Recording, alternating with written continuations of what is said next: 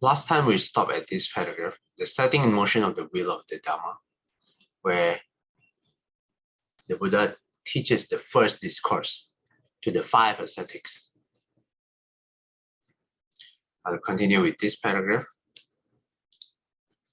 This sutta is included here as text 2.5. When the sutta opens, the Buddha announces to the 5 ascetics that he has discovered the middle way, which he identifies with the Noble Eightfold Path. In the light of the preceding biographical account, we can understand why the Buddha should begin his discourse in this way. The 5 ascetics had initially refused to acknowledge the Buddha's claim to enlightenment and spurned him as one who had betrayed the higher calling to revert to a life of luxury. Thus, he first had to assure them that far from reverting to a life of self-indulgence, he had discovered a new approach to the timeless quest for enlightenment. This new approach, he told them, remains faithful to the renunciation of sensual pleasures, yet eschews tormenting the body as pointless and unproductive. He then explained to them the true path to liberation, the Noble Eightfold Path, which avoids the 2 extremes and thereby gives rise to the light of wisdom and culminates in the destruction of all bondage, Nibbana.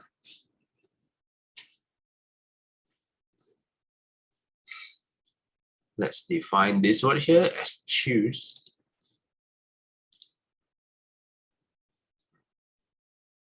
Deliberately avoid using, abstain from.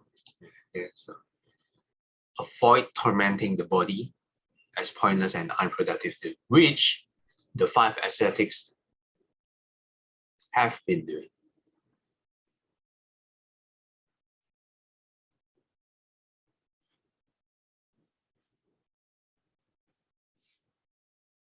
Okay, so this paragraph is more about why the Buddha opens up with the middle way to let the ascetics know that tormenting the body is in one extreme.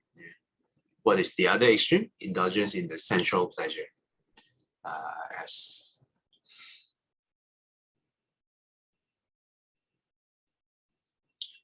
So the middle way goes above the renunciation, goes above sensual pleasure, and also goes above tormenting the body.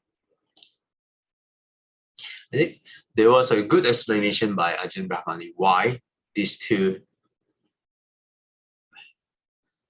approaches are not,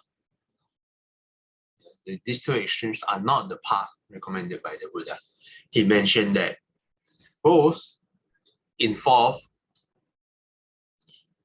the body. The indulgence in sensual pleasures involve the body heavily in one extreme, and tormenting the body is also involving the 5 senses heavily. So these 2 extremes, both all about the sense, all about the 5 senses, while the middle way is all about training the mind. I will find the clip if I can for maybe tomorrow.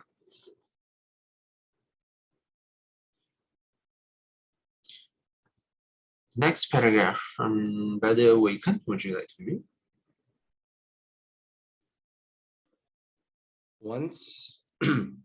Once he has cleared up their misunderstanding, the Buddha then proclaims the truths he had realized on the night of his enlightenment. These are the 4 noble truths. Not only does he enunciate each truth and briefly define its meaning, but he describes each truth from three perspectives. These constitute the three turnings of the wheel of the Dharma, referred to later in the discourse. With respect to each truth, the first turning is the wisdom that illuminates the particular nature of that noble truth. The second turning is the understanding that each noble truth imposes a particular task to be accomplished.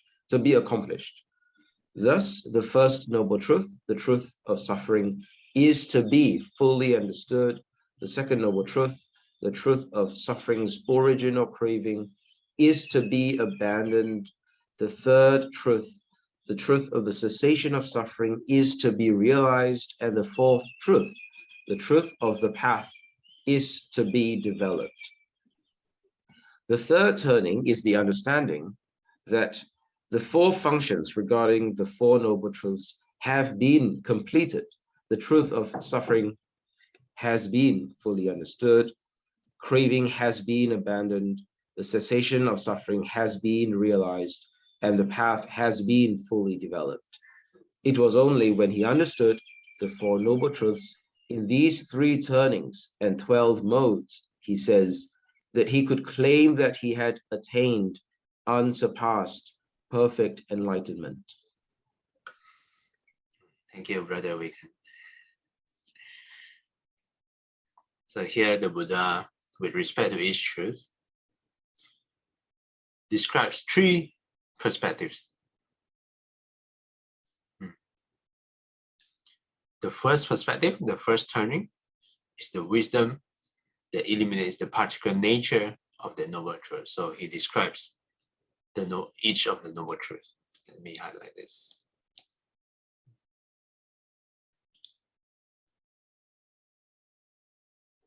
The second perspective, second turning, is the understanding that each noble truth imposes a particular task to be accomplished. What does that mean?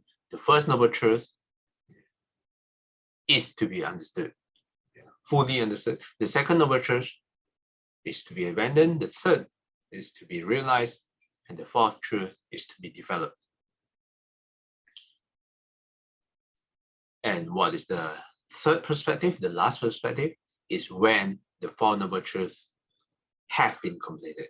The first noble truth has been fully understood, craving has been abandoned, cessation of suffering has been realized, and the path has been fully developed. It is only when the Buddha understands the Four Noble Truths in these three turnings and 12 modes, he says, that he could claim that he had attained unsurpassed perfect enlightenment. Okay, one more paragraph before the end of the intro. Sister Billy, would you like to read?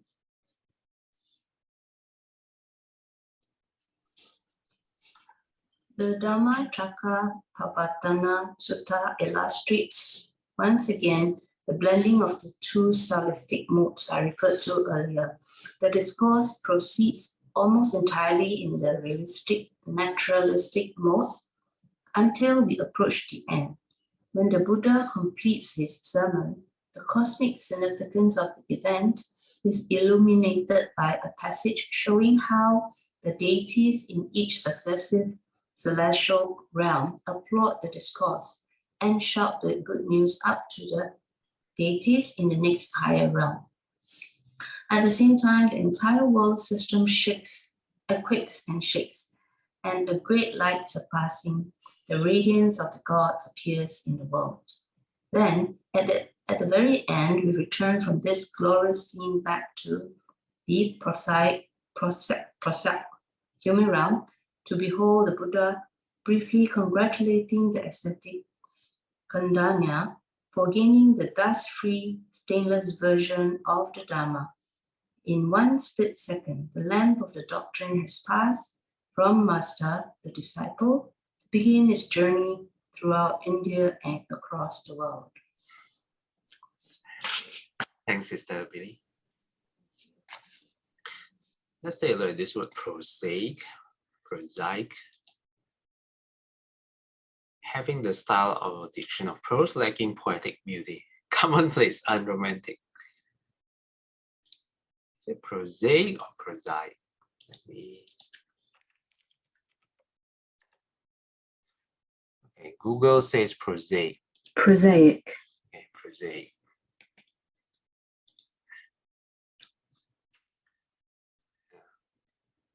In this last paragraph, the ascetic Kondanya, gaining the dust-free, stainless vision of the Dharma. Let me highlight this blue.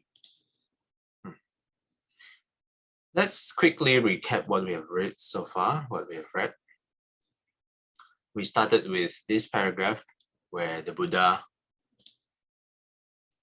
expounds the middle way which avoids the two extremes and gives rise to the lack of wisdom.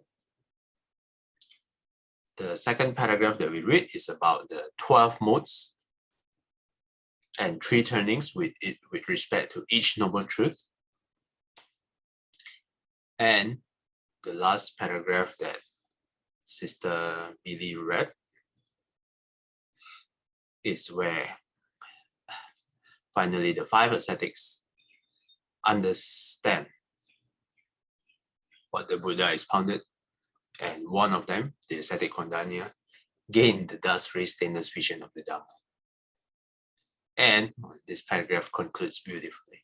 In one split second, the lamp of the doctrine has passed from master to disciple to begin its journey throughout India and across the world. This is where the wheel of the Dharma is turned for the first time.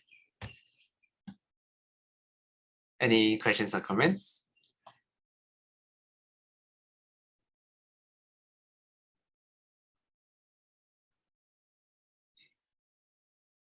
For subsequent days, we will dive into the sutta itself, now that we have completed the introduction.